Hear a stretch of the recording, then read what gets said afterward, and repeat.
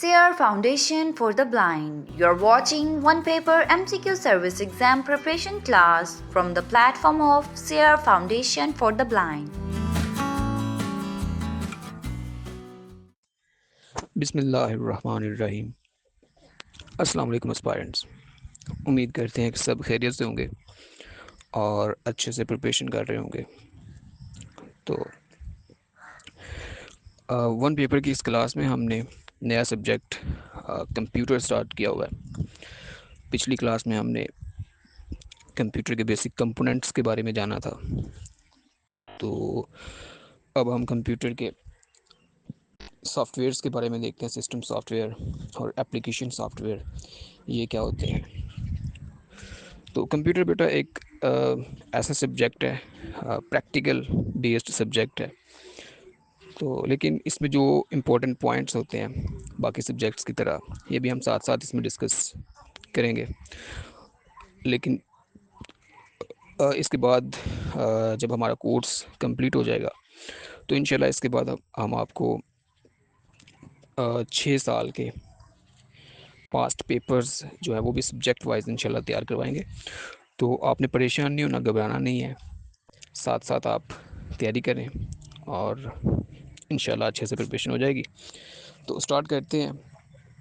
System software. System software क्या होता है?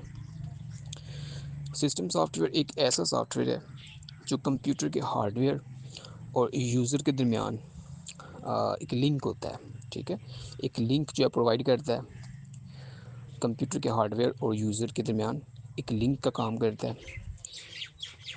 आप डायरेक्टली कंप्यूटर के हार्डवेयर उसके CPU, memory, input output devices को इस्तेमाल नहीं कर सकते, बल्कि सिस्टम सॉफ्टवेयर आपको वो प्लेटफॉर्म फ्राहम करता है जिससे आप उसको अच्छे तरीके से यूटिलाइज़ कर सकते हैं। ठीक है, तो सिस्टम सॉफ्टवेयर की हमारे पास एग्जांपल्स को अगर हम देखें तो सबसे अहम हमारे पास जो इसकी एग्जांपल है वो ऑपरेटिंग सिस्टम है, जिसको ओएस भी कहते हैं, ऑपरेटिंग सिस्टम।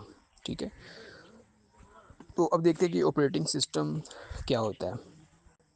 ये सिस्टम सॉफ्टवेयर की सबसे अहम सबसे इम्पोर्टेंट ये उसकी टाइप होती है सिस्टम।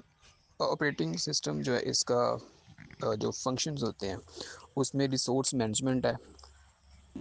ठीक है, CPU, memory, input output devices को कंट्रोल करना इसका काम होता है। यूज़र इंटरफेस का काम करता है। यूज़र को ये आसान ज़बान या ग्राफिकल आइकॉन्स के ज़रिए काम करने का चांस देता है। इसके अलावा ये फ़ाइल मैनेजमेंट का काम भी देता है। फाइल्स को मैनेज करता है, उसको सेव करता है, रिट्रीव करता है, उनको ऑर्गेनाइज करता है। ठीक है, इसके अलावा सिक्योरिटी भी इसका फंक्शन होता है। ठीक है, यूज़र के अकाउंट और पासवर्ड की सिक्योरिटी, और इसके अलावा प्रोसेस मैनेजमेंट। ठीक है, प्रोग्राम्स को रन करने के लिए भी ओएस यानी कि ऑपरेटिंग सिस्टम जो है वो इस्तेमाल किया जाता है। और ऑपरेटिंग सिस्टम में एम एस डॉस, इसकी फुल फॉर्म आप याद रखेंगे, एम एस डॉस, DOS। ठीक है, तो एम एस डॉस की फुल फॉर्म हमारे पास माइक्रोसॉफ्ट डिस्क ऑपरेटिंग सिस्टम है, एम एस डॉस। तो ये एक कमांड लाइन इंटरफेस यानी कि CLI सिस्टम था। सिर्फ कमांड क्लिक करिए कंप्यूटर इस्तेमाल किया जाता था। तो उसकी मशहूर कमांड्स उस दौर में DRI, DIR, कॉपी, DEL, ये इसकी मशहूर कमांड्स थी। आज के ज़माने में ये इस्तेमाल नहीं होता, लेकिन बेसिक्स और हिस्ट्री के लिए ये इम्पोर्टेंट है। नेक्स्ट जो हमारे पास आता है वो है विंडोज़। ठीक है, ऑपरेटिंग सिस्टम में विंडोज़ है हमारे पास। तो ये माइक्रोसॉफ्ट ने तैयार किया। GUI, ग्राफिकल यूज़र इंटरफेस पे मुबनी ऑपरेटिंग सिस्टम है ये। तो GUI की फुल फॉर्म उसने पेपर में पूछी हुई है, ये क्या होती है? Graphical user interface. ठीक है, तो बात कर वो ग्राफिकल यूजेज कह सकता है, ठीक है, या ग्राफिक यूजेज कह सकता है। तो आपने जैसे ये इसकी फुल फॉर्म बताई गई है आपने उसी तरह से याद रखनी है। GUI, graphical user interface. ठीक है, इस पर मबनी ये एक ऑपरेटिंग सिस्टम है विंडोज़। तो विंडोज़ के अहम वर्जन जो हमारे पास हैं वो विंडोज़ XP। ठीक है, विंडोज़ XP 2001 में आई थी। ठीक है, सबसे स्टेबल वर्जन है। ठीक है, तो ऑफिस के लिए ये इस्तेमाल की जाती थी। विंडोज़ एक्सपी 2001 में आई, और फिर उसके बाद विंडोज़ 7 2009 में आई, विंडोज़ 8 2012 में आई, ज़्यादा कामयाब ना हो पाई, ठीक है। टच स्क्रीन सपोर्ट थी इसमें। उसके बाद 2015 में विंडोज़ 10 आई, तो ये सबसे ज़्यादा इस्तेमाल होने वाला वर्जन है, ठीक है। फ्रीक्वेंट अपडेट्स इसकी आती रहती हैं। अब तो विंडोज़ 11 भी आ चुका है। तो नेक्स्ट जो हमारे पास ऑपरेटिंग सिस्टम है उसमें यूनिक्स है हमारे पास, UNIX यूनिक्स। 1969 में बेल लेब्स ने इसको बनाया था, और ये कई सार्फिन एक साथ मल्टीटास्किंग करने की सलाहियत इसमें मौजूद होती है, ठीक है। मल्टी यूज़र और मल्टीटास्किंग दोनों सलाहियत इसमें मौजूद होती हैं, ठीक है। ज़्यादातर सर्वर्स और रिसर्च कंप्यूटर में यूनिक्स को इस्तेमाल किया जाता है, और 1969 में ये आया था। उसके बाद है लिनक्स, LINUX लिनक्स। ये एक ओपन सोर्स ऑपरेटिंग सिस्टम है, ठीक है। ओपन सोर्स ऑपरेटिंग सिस्टम का मतलब ये हुआ कि कोई भी इसका सोर्स कोड देकर और इसको बदल सकता है, ठीक है। तो 1991 में लिनस टोरवेल्ड्स ने इसको बनाया था। ये नाम आपने याद रखना है, लिनक्स जो है वो लिनस टोरवेल्ड्स ने बनाया था, ठीक है। LINUS लिनस, TORVALDS, ठीक है। लिनस टोरवेल्ड ने इसको 1991 में बनाया था। एक बहुत सिक्योर और फ्री है ये, तो इसी वजह से इसको हैकर्स, बैंकर्स और सर्वर्स वगैरह में इस्तेमाल किया जाता है, ठीक है। तो ओके, तो नेक्स्ट हम देखते हैं कि ऑपरेटिंग सिस्टम जो है इसकी डेवलपमेंट के लिए कौन सी लैंग्वेजेस इस्तेमाल होती हैं, ठीक है। आपने इनके बारे में भी देखना है। तो ये ऐसे ही तैयार नहीं हो जाते, इनको बिल्कुल इनकी प्रोग्रामिंग की जाती है, और उसके लिए कौन सी लैंग्वेजेस इस्तेमाल होती है, ठीक है। तो प्रोग्रामिंग लैंग्वेजेस भी हम देखेंगे ऑपरेटिंग सिस्टम की। तो सबसे पहले आती है जी असेंबली लैंग्वेज, ठीक है। तो सबसे बेसिक और लो लेवल लैंग्वेज है ये वाली असेंबली लैंग्वेज, जो ऑपरेटिंग सिस्टम की डेवलपमेंट में इस्तेमाल होती है। और दूसरी हमारे पास सी लैंग्वेज है। तो ये जो सी लैंग्वेज थी इसको 1972 में डेनिस ऋषि ने बनाया था, ठीक है। सी लैंग्वेज के वाले से आप याद रखेंगे कि 1972 में डेनिस ऋषि ने इसको बनाया था। तो इसके स्पेलिंग आप लिख लें, DENNISRITCHIE, ठीक है। तो इन्होंने इसको 1972 में बनाया। तो ज़्यादातर जो ऑपरेटिंग सिस्टम्स हैं उनकी कोड प्रोग्रामिंग जो है वो सी लैंग्वेज में ही हुई, ठीक है। मिसाल के तौर पे हमारे पास यूनिक्स, लिनक्स और विंडोज़ जो है इसके कुछ हिस्से सी में ही हैं, और ये इसकी स्पीड ज़्यादा एक इफ़ेक्टिव और हार्डवेयर के करीब तर है ये, ठीक है। तो सी लैंग्वेज के हवाले से आपने जो बात याद रखनी है वो ये रखनी है कि इसको किसने बनाया, और ऑपरेटिंग सिस्टम की जो ज़्यादातर ऑपरेटिंग सिस्टम्स हैं उनकी कोड प्रोग्रामिंग जो है वो सी लैंग्वेज में ही हुई। उसके बाद आती है जी C++ लैंग्वेज, ठीक है। C++ लैंग्वेज जो है ये सी की ही एडवांस्ड एक फॉर्म है। तो ये ऑब्जेक्ट ओरिएंटेड प्रोग्रामिंग के असूलों पे मबनी है, OOPs को कहते हैं। विंडोज़ के कई हिस्से और ग्राफिकल इंटरफेसेस C++ लैंग्वेज में बनाए गए हैं, ठीक है। तो ओके, तो इसके बाद ऑपरेटिंग सिस्टम के बाद जो सिस्टम सॉफ्टवेयर में हमारे पास आते हैं वो यूटिलिटी प्रोग्राम्स हैं, ठीक है। तो यूटिलिटी प्रोग्राम्स जो है ये क्या होते हैं, UTILITY यूटिलिटी प्रोग्राम्स, ठीक है। तो यूटिलिटी प्रोग्राम्स वो ख़ास सिस्टम सॉफ्टवेयर होते हैं जो कंप्यूटर को फास्ट, स्मूथ और एरर फ्री चलाने में हमारी मदद करते हैं। ये प्रोग्राम्स कंप्यूटर के परफॉर्मेंस को, इसकी सिक्योरिटी को, मेंटेनेंस और ट्रबल शूटिंग के लिए इस्तेमाल होते हैं। तो ये जो यूटिलिटी प्रोग्राम्स होते हैं ये कंप्यूटर की एफिशिएंसी को बेहतर करते हैं, फाइल्स, फोल्डर्स और स्टोरेज को मैनेज करने में ये मदद फॉर्म करते हैं। वायरस और इसके अलावा ये जो मेलवेयर होता है इससे ये हिफाजत फ्राहम करते हैं, और बैकअप और रिकवरी के लिए भी ये अहम मावन साबित होते हैं। तो जो मोस्ट फेमस यूटिलिटी प्रोग्राम्स हैं सिस्टम सॉफ्टवेयर में वो हमारे पास एंटीवायरस सॉफ्टवेयर है, ठीक है। जैसे नॉर्टन होता है, NORTON, अवास्ट AVAST, ठीक है। कैसपर्ग स्काई, KASPERSKY, कैस्पर स्काई, तो ये जो होते हैं, ये वायरस और मेलवेयर को डिटेक्ट करते हैं और उसको रिमूव करते हैं, ठीक है। तो एंटीवायरस सॉफ्टवेयर ये एक यूटिलिटी प्रोग्राम है, ये आपने याद रखना है, ठीक है। क्वेश्चन वो इस तरह से पूछ सकता है कि ये कौन सा किस में आता है, तो एंटीवायरस जो है ये यूटिलिटी प्रोग्राम्स में आता है, ठीक है। सिस्टम सॉफ्टवेयर में यूटिलिटी प्रोग्राम्स में आता है। और इसकी एग्जांपल्स भी आपने याद रखनी है। एंटीवायरस में हमारे पास कौन कौन से हैं जी, ये नॉर्टन, एवास्ट और कैस्परस्काई। इसके अलावा जी फाइल मैनेजमेंट यूटिलिटीज़ होती हैं, ठीक है। ये जैसे विन ज़िप होती है, विन रार होती है, फाइल्स को कंप्रेस और एक्सट्रैक्ट करती हैं। बैकअप यूटिलिटीज़ होती हैं, जैसे विंडोज़ और बैकअप टूल, ये डेटा का बैकअप बनाते हैं। डिस्क मैनेजमेंट यूटिलिटीज़ होती हैं, डिस्क क्लीनअप और स्कैन डिस्क, ठीक है। डीफ्रैगमेंटेशन टूल, ये हार्डवेयर की स्पेस क्लियर करते हैं और फाइल्स को तरतीब देते हैं, ठीक है। तो ये जो डीफ्रैगमेंटेशन टूल है, ये भी यूटिलिटी प्रोग्राम्स में आता है और सिस्टम सॉफ्टवेयर में इसका पार्ट है ये।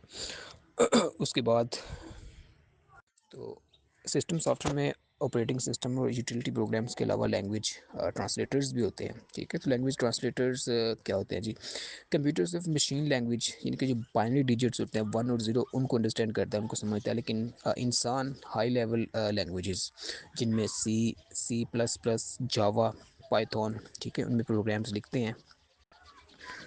लैंग्वेज ट्रांसलेटर्स बेसिकली वो प्रोग्राम्स होते हैं जो असेंबली लैंग्वेज या हाई लेवल में लिखे गए कोड्स जो है इनको मशीन लैंग्वेज में ट्रांसलेट करते हैं ताकि कंप्यूटर इनको ईजिली एग्जीक्यूट कर सके, ठीक है। तो लैंग्वेज ट्रांसलेटर्स की हमारे पास कई एग्जाम्स होती हैं। इनमें असेंबलर सबसे पहले आता है, ASSEMBLER असेंबलर। ये असेंबली लैंग्वेज को मशीन कोड में तब्दील करता है, ठीक है। इसकी एग्जांपल हमारे पास MASM यानी कि माइक्रोसॉफ्ट मैक्रो असेंबलर है। इसके बाद कंपाइलर आता है, COMPILER। ये पूरे प्रोग्राम को एक साथ मशीन कोड में ट्रांसलेट करता है, ठीक है। और अगर एरर हो तो कंपाइल के बाद वो भी शो करता है, ठीक है। तो इसकी एग्जांपल हमारे पास turbo, C++, GCC, GNU compiler collection, इसकी एग्जांपल्स हैं हमारे पास। उसके बाद हमारे पास ये आता है जी इंटरप्रेटर, ठीक है, INTERPRETER। ये प्रोग्राम को लाइन बाय लाइन रन करता है, ठीक है। और एरर हो तो ये भी फ़ौरन आपको बताता है। तो इसकी एग्जांपल में हमारे पास पाइथन इंटरप्रेटर है, बेसिक इंटरप्रेटर है, BASIC बेसिक इंटरप्रेटर, ठीक है। तो ये इंटरप्रेटर की हमारे पास एग्जांपल्स हैं। तो इसमें सिस्टम सॉफ्टवेयर और यूटिलिटी प्रोग्राम्स और लैंग्वेज ट्रांसलेटर्स, इन तीनों में बुनियादी पे फ़र्क क्या होता है। सिस्टम सॉफ्टवेयर जो होता है, ठीक है, ओके, हाँ, सिस्टम सॉफ्टवेयर जो है ये कंप्यूटर के बुनियादी ऑपरेशन को मैनेज करता है, ठीक है, जैसे विंडोज़ होती हैं, ठीक है। यूटिलिटी प्रोग्राम्स जो है ये मेंटेनेंस और परफॉर्मेंस को बढ़ाने के लिए इस्तेमाल होते हैं। और लैंग्वेज ट्रांसलेटर्स जो हैं ये प्रोग्रामिंग लैंग्वेजेस को कंप्यूटर की ज़बान में इसको ट्रांसलेट करते हैं। तो पेपर में यहाँ पे क्वेश्चन इस तरह से पूछे जा सकते हैं कि मिसाल के तौर पे वो पूछ सकता है कि डीफ्रेगमेंटेशन जो है ये किस किस्म का सॉफ्टवेयर है। तो हमने इसको पढ़ा हुआ है, डीफ्रेगमेंटेशन जो है ये डिस्क मैनेजमेंट यूटिलिटीज़ में आता है। तो ये यूटिलिटी प्रोग्राम का ये सॉफ्टवेयर है, डीफ्रेगमेंटेशन इसमें आता है। बाद में ये कंपाइलर और इंटरप्रेटर जो है इसमें आपने फ़र्क दोनों में याद रखना है। कंपाइलर जो है वो पूरे प्रोग्राम को एक साथ कन्वर्ट करता है, लेकिन इंटरप्रेटर जो है वो लाइन बाई लाइन इसको करता है, ठीक है। और एंटीवायरस जो है ये किसकी एग्जांपल है, तो एंटीवायरस हमने यूटिलिटी प्रोग्राम्स में देखा है, तो ये यूटिलिटी सॉफ्टवेयर की एग्जांपल है, ठीक है। तो इस तरह से यहाँ से आपसे क्वेश्चन वो पूछ सकता है। ओके, तो ये था हमारे पास सिस्टम सॉफ्टवेयर। तो अब हम देखते हैं एप्लीकेशन सॉफ्टवेयर कि एप्लीकेशन सॉफ्टवेयर जो है ये क्या होता है।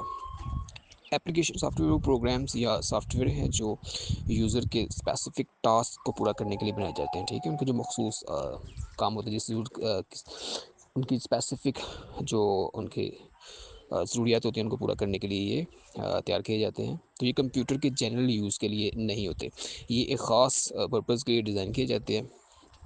तो इनकी अगर हम कैरेक्टरिस्टिक्स को देखें तो ये जैसा ये बयान किया गया कि स्पेसिफिक होते हैं और यूज़र फ्रेंडली होते हैं, प्रोडक्टिविटी, बिजनेस, एजुकेशन और इंटरटेनमेंट वगैरह के लिए इस्तेमाल होते हैं, ठीक है। और आमतौर पर हाई लेवल प्रोग्रामिंग लैंग्वेजेस में इनको तैयार किया जाता है, जैसे हमारे पास जावा है या वीबी है जिसको विजुअल बेसिक्स भी कहते हैं, या पाइथन वगैरह, तो उनमें इनको तैयार किया जाता है। तो इनकी एग्जांपल्स को देखा जाए तो हमारे पास M S word, M S Excel, M S power point, ये ऑफिस प्रोडक्टिविटी सॉफ्टवेयर हैं। इसके अलावा अडोब फोटोशॉप जो है वो ग्राफिक्स एडिटिंग है इसमें, ठीक है। कोर बैंकिंग सिस्टम जो है फाइनेंस और बैंकिंग में इस्तेमाल किए जाते हैं। हॉस्पिटल मैनेजमेंट सिस्टम जो है हेल्थ सेक्टर में यूज़ किया जाता है। Android apps and games entertainment purpose के लिए इनको तैयार किया जाता है। तो एप्लीकेशन सॉफ्टवेयर डेवलपमेंट जो है वो जावा को यूज़ करते हुए कैसे बनाया जाता है, ठीक है। तो सबसे पहले जावा क्या है? जावा एक प्रोग्रामिंग लैंग्वेज है, एक हाई लेवल की, और ऑब्जेक्ट ओरिएंटेड प्रोग्रामिंग लैंग्वेज है ये, ठीक है। और ये एक इंडिपेंडेंट प्लेटफॉर्म है, यानी एक बार लिखा गया प्रोग्राम किसी भी ऑपरेटिंग सिस्टम पे ये चल सकता है, ठीक है। राइट वंस रन एनीवेयर, इसका मतलब ये हुआ। और ज़्यादातर ये web applications, mobile apps, enterprise software जब वो ज़्यादातर जावा में ही बनते हैं। तो जावा एप्लीकेशंस की हमारे पास एग्जांपल्स मोबाइल ऐप्स जैसा हम डिस्कस कर चुके हैं, एंड्रॉयड ऐप्स जो होती हैं, व्हाट्सएप, स्पॉटिफाई, ठीक है, ये जावा में तैयार हुए। और इंटरप्राइज एप्लीकेशंस में हमारे पास banking system, e commerce websites, ठीक है, इनमें से जैसे अमेज़ोन है, इसका आगाज़ भी जावा से हुआ था। डेस्कटॉप एप्लीकेशंस में हमारे पास नेट बीन्स, आई और एक्लिप्स आई वगैरह शामिल हैं। तो जावा के अलावा जो है ये एप्लीकेशन सॉफ्टवेयर जो है इसको डेवलप किया जा सकता है विजुअल बेसिक को यूज़ करते हुए। विजुअल बेसिक वीबी लैंग्वेज इसको कहते हैं, ठीक है। तो ये भी एक हाई लेवल की इवेंट ड्राइवन प्रोग्रामिंग लैंग्वेज है। तो ये प्रोग्रामिंग ये जो है इसकी एग्जांपल वीबी एप्लीकेशन जो है इसकी मिसालें अगर हम देखें, विजुअल बेसिक्स जो है इसकी एप्लीकेशंस, तो इसकी एग्जांपल्स में हमारे पास डेस्कटॉप बिजनेस एप्लीकेशंस हैं, इन्वेंट्री मैनेजमेंट, पायरोल सिस्टम, ठीक है। इसके अलावा डेटाबेस सॉफ्टवेयर जिसमें एसक्यूएल सर्वर या एमएस एक्सेस वगैरह जो है इसके साथ इसको जुड़कर डेटा को मैनेज किया जाता है। इसके अलावा एजुकेशनल टूल्स जैसे क्विज़ प्रोग्राम्स या लर्निंग ऐप्स जो है ये भी वीबी एप्लीकेशन होती है, ठीक है। आपने याद रखना है कि ये जो क्विज़ प्रोग्राम्स तैयार किए जाते हैं, लर्निंग ऐप्स बनाए जाते हैं, ये भी विजुअल बेसिक लैंग्वेजेस में यूज़ की जाती है। और इसमें इसके अलावा हॉस्पिटल स्कूल मैनेजमेंट सिस्टम में भी वीबी लैंग्वेज इस्तेमाल की जाती है। तो इसमें आपने याद रखना है कुछ पॉइंट्स हैं, जैसे किस तरह से आपने याद रखना है इसको। तो एम एस वर्ड जो है पूछता है कि इस किस्म का सॉफ्टवेयर है, तो एम एस वर्ड जो है ये एक एप्लीकेशन सॉफ्टवेयर है, ठीक है। आपसे वो आगे ऑप्शन दे सकता है सिस्टम सॉफ्टवेयर, एप्लीकेशन सॉफ्टवेयर है, ठीक है। इस तरह और भी आपको ऑप्शन दे सकता है। तो आपको पता होना चाहिए कि एम एस वर्ड जो है ये एप्लीकेशन सॉफ्टवेयर है, ठीक है। और इसके अलावा जावा और विजुअल बेसिक्स किसके लिए इस्तेमाल होते हैं, कौन सी एप्लीकेशन बनाने के लिए इस्तेमाल होते हैं, तो ये एप्लीकेशन सॉफ्टवेयर डेवलपमेंट के लिए इस्तेमाल होते हैं, ठीक है। हाई लेवल की ये लैंग्वेजेस है, तो एप्लीकेशन सॉफ्टवेयर डेवलपमेंट में ये इस्तेमाल होती है। तो जावा की ख़ास खासियत अगर देखें तो ये इंडिपेंडेंट प्लेटफॉर्म है। विजुअल बेसिक जो है ये इवेंट ड्राइवन है, और जी यू आई डेवलपमेंट में इस्तेमाल होता है, ठीक है। और फिर पूछ लेते हैं आपसे rapid application development R A D, ठीक है, इसके लिए कौन सी ज़बान ज़्यादा आसान है, तो इसके लिए विजुअल बेसिक वी बी जो है ये ज़्यादा आसान है इसके लिए। तो अभी तक हमने सिस्टम सॉफ्टवेयर और एप्लीकेशन सॉफ्टवेयर के बारे में पढ़ा है, ठीक है। तो इसमें हमने सिस्टम सॉफ्टवेयर और इसके डिफरेंट टाइप्स के बारे में देखा, उसके बाद एप्लीकेशन सॉफ्टवेयर। तो अब हम देखते हैं वेब ब्राउज़र क्या होता है, ठीक है। वेब ब्राउज़र, ठीक है। वेब ब्राउज़र बेसिकली एक ऐसा सॉफ्टवेयर है जो हमें वेबसाइट पे मौजूद इंटरनेट को खोलने और इसको इस्तेमाल करने की सहूलत जो है वो प्रोवाइड करता है। तो सिंपल वर्ड्स में अगर इसको देखा जाए तो ये एक ब्रिज का काम करता है, जो यूज़र और world wide web W world wide web जो है उसके दरमियान ये एक लिंक कायम करता है, ठीक है। तो ब्राउज़र के ज़रिए हम टेक्स्ट, इमेज और वीडियोस, ऑडियोज़ वगैरह और दीगर जो इंफॉर्मेशन होती है उन तक हमारी रसाई होती है। तो डिफरेंट वेब ब्राउज़र्स में हमारे पास इंटरनेट एक्सप्लोरर आता है, ठीक है।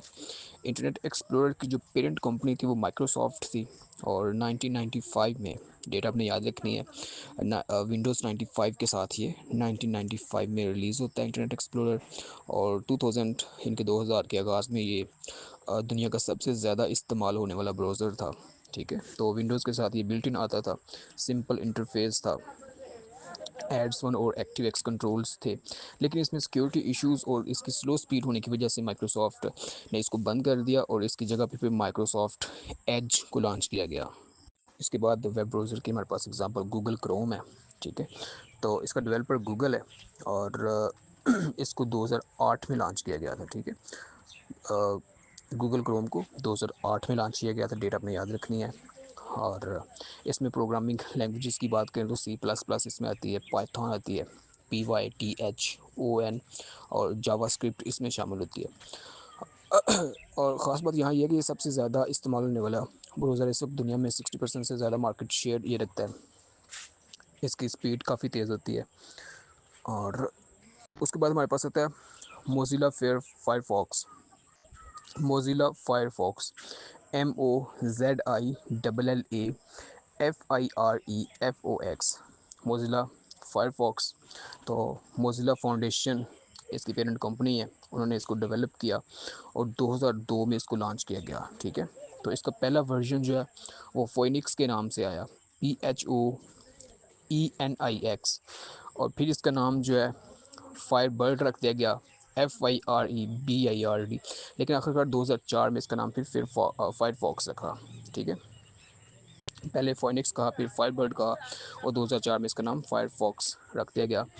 तो मोज़िला फायरफॉक्स, तो इसमें भी जो प्रोग्रामिंग लैंग्वेजेस हैं वो सी प्लस प्लस है, जावास्क्रिप्ट है और रस्ट इस्तेमाल होती है।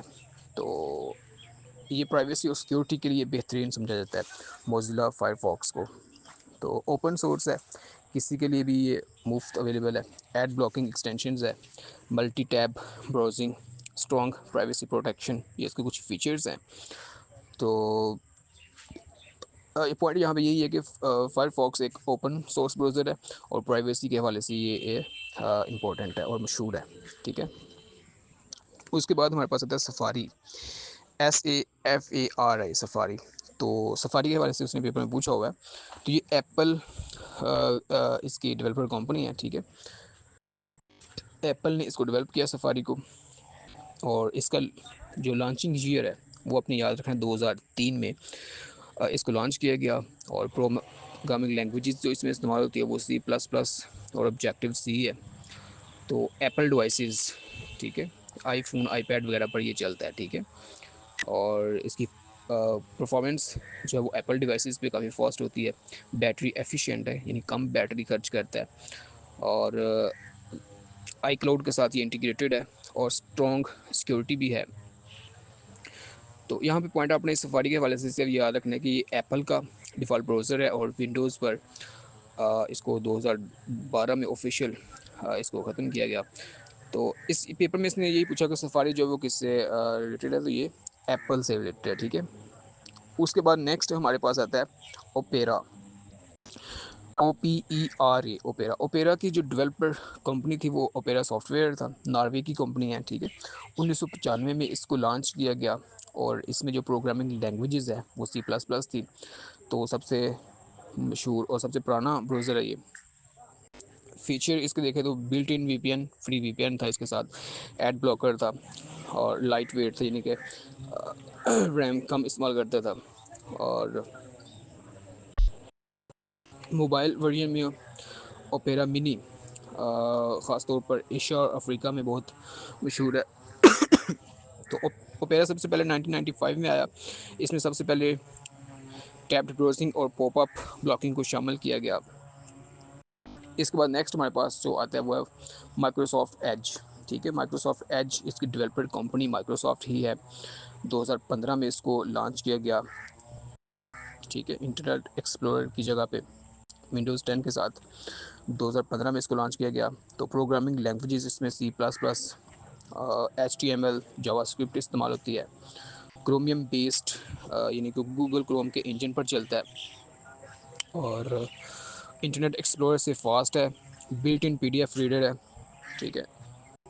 तो ये इसके कुछ फीचर्स हैं माइक्रोसॉफ्ट एज। यहाँ पे नुकता आपने यही याद रखना है पॉइंट के 2015 में इसको इंटरनेट एक्सप्लोरर की जगह पे उसकी रिप्लेसमेंट के तौर पे इसको लॉन्च किया गया, ठीक है। तो ये था जी आज का हमारा। इसमें आपने जो पॉइंट्स याद रखने हैं वो, इसमें गूगल क्रोम कब आया, ठीक है, 2008 में गूगल कंपनी ने इसको लॉन्च किया। सबसे ज़्यादा और सबसे तेज़ रफ्तार है ये। मोज़िला फायरफॉक्स 2002 में, ठीक है, ओपन सोर्स है, प्राइवेसी फ्रेंडली है। सफारी 2003 में आया, एप्पल से रिलेटेड है, ठीक है, एप्पल डिवाइसेस पे डिफ़ॉल्ट ब्राउज़र है ये। ओपेरा 1995 में, ओपेरा सॉफ्टवेयर जो नॉर्वे की कंपनी है इसने इसको बिल्ड किया, और बिल्ट इन वीपीएन इसके साथ होता है, फ्री वीपीएन।